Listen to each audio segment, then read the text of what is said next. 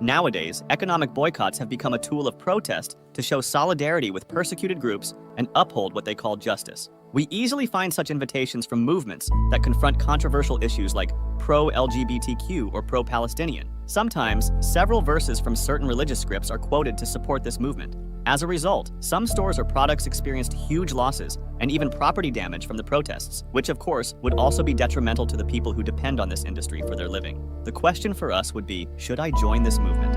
In 1 Corinthians 5:9-13, Paul advises Christians to live a godly life. But then he mentions that completely avoiding interaction with businesses that do not align with the Word of God or Christian ethics might mean withdrawing entirely from the world, which we are not called to do.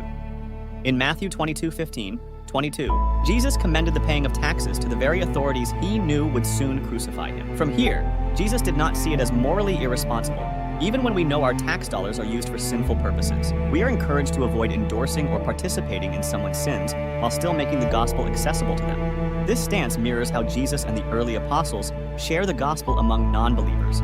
The gospel portrays that we can do so in imitation of God, who did not abandon us when we were his enemies, and who came and lived among us and died for us that we might live. When we follow Jesus, we are sent to be in the world, and being in this world sometimes means participating in the economies of this world. We live among them so that we might call them out of darkness and into light.